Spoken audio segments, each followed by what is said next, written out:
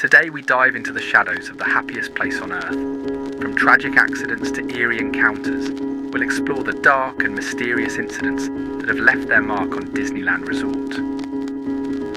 What lurks behind the magic? Stay with us, if you dare. From endless talks that never end and documents you won't defend, what no one cared to ever read, we bring to life with perfect speed. Welcome to another Missing Time podcast. All right, buckle up, Mouseketeers, because this deep dive is taking us down a rabbit hole even Alice wouldn't want to touch. Uh-oh. Should I be scared?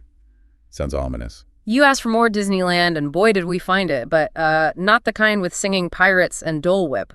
We're talking Disneyland incidents, the mishaps, mayhem, the stuff they don't put on the brochures. I mean, morbid curiosity is practically a national pastime, right? Yeah. So what'd you dig up? Spilled popcorn or something juicier? Way juicier. We went deep into the Wikipedia of it all, and let me tell you, that article is longer than the line for Rise of the Resistance. Lawsuits, security breaches, heck, even a whole attempted takeover by those yippie folks back in the day. See, this is what happens when you leave a historian unsupervised with too much free time. Hey, you volunteered for this. But before we get lost in conspiracy theories, let's start at the beginning. Disneyland, bright-eyed and brand new, but, well, every magical creation has its growing pains, right? Especially when you're inventing a whole new kind of place. It's almost expected that early hiccups would expose flaws, things you wouldn't even think about until they happen. Like that first fatality in 1955. Just a week after opening, a Disneyland railroad brakeman disappears after a derailment. Gone. Vanished. Oof. To this day, nobody knows for sure what happened. Seems he might have pulled a switch prematurely, causing the accident. Now, whether he jumped, panicked, got lost in the commotion, it's a mystery for the ages. That's eerie. Talk about adding a whole new dimension to those vintage Disneyland photos, huh? Adds a touch of the macabre to the happiest place on Earth, that's for sure. But it also underscores a crucial point. How these incidents, as awful as they are, often force change. That very first death led to immediate safety reviews, adjustments to the railroad operation. Grim progress, if you will. Each misstep hopefully paving the way for a safer park. In a way, yes.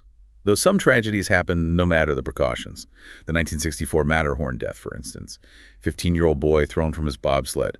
A stark reminder of the inherent risks, even in a controlled environment like Disneyland. This deep dive, man, it's already giving me whiplash. You go in expecting, funny stories about broken animatronics, but then, bam, you're hit with the weight of these events, the human cost. And it really makes you think about the evolution of safety, especially in a place built for families. It's not just about physical safety either, though that's obviously paramount. We're talking legal battles, PR nightmares, the whole shebang. Starting in the 70s, things get, let's just say Disneyland's history takes a turn for the litigious. Litigious, huh? So we're talking more than just someone suing because their Mickey pretzel was misshapen. Oh, way more. This is Disneyland. We're talking lawsuits that could fill a whole new haunted mansion. Remember those 3 little pigs we mentioned? Yeah, what about them? Don't tell me. Someone tried to sue him for hogging the sidewalk. Close. One of them got hit with a lawsuit back in '76. A woman claimed Practical Pig, I think it was, got a little too handsy, shouting, "Mommy, Mommy!" Get out of here. You mean to tell me? Yeah, claimed he groped her. People, I swear! The case was tossed out, obviously. Disney proved the costume's arms were too stubby to even... Yeah. Thank goodness for small favors. Still, kind of says something about Disneyland, right? They try to create this perfect image, but... But you can't escape human nature. Good, bad, and the downright bizarre. Makes you wonder, though, about some of these lawsuits. Were folks genuinely wronged or just... chasing that Disney cash? It's a question that hangs over a lot of these incidents. Tough to say for sure sometimes. Guess that's the real-life twist they don't put in the souvenir books. But enough about lawsuits. What about the rides themselves? Got to be a whole other level of chaos there, right? Oh, absolutely. We talked about those early days, design flaws and such. But as Disneyland got older, the problems got, weirder. Less about blueprints, more about the unpredictable. Machinery acting up, human error. Yeah. Even the weather's gotten in on the act. So less oops, forgot to tighten a bolt, more like, whoa, a rogue gust of wind just shut down Space Mountain. Exactly. And sometimes, tragically, the consequences were a lot more serious than a delayed ride.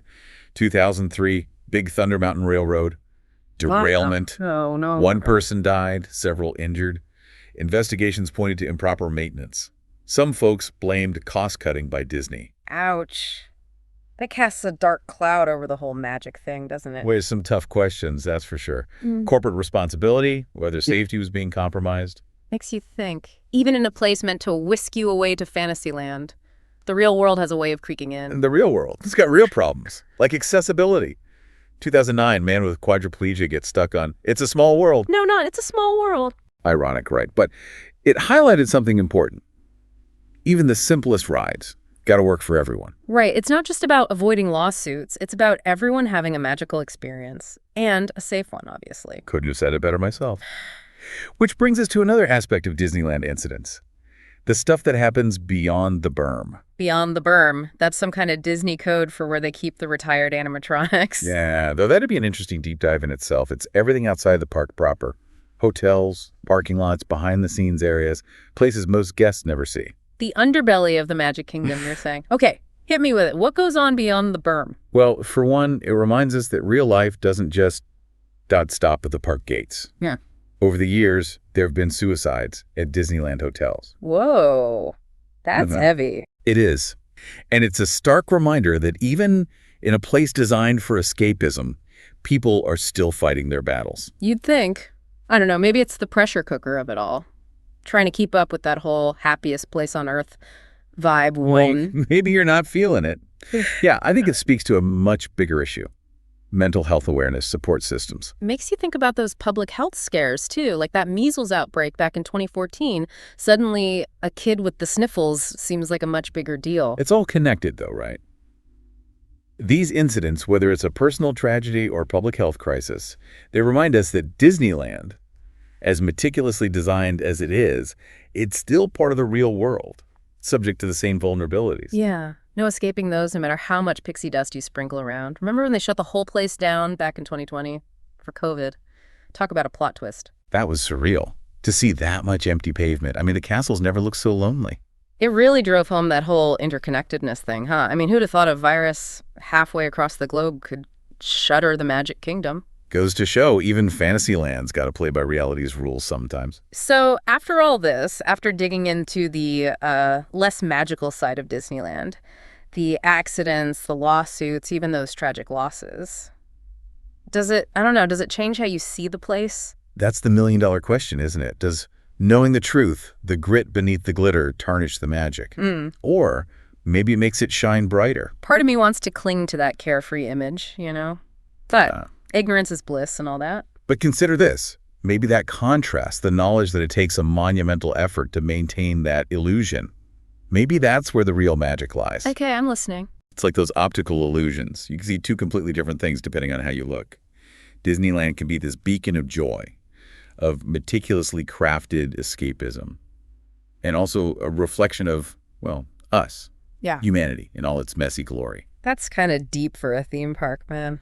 Maybe the best kind of magic is the kind that makes you think, right? I can get behind that. So it's not about ignoring the bad stuff. It's about seeing the whole picture. Disneyland, life.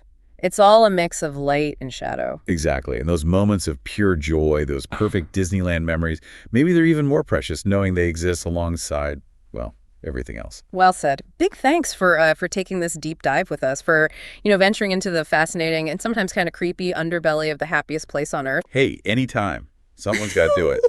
Besides, who doesn't love a good mystery, even one with mouse ears attached? And to everyone listening, next time you're standing in line for Space Mountain, just remember, there's always more to the story than meets the eye. Thanks for joining us, and until next time, stay curious.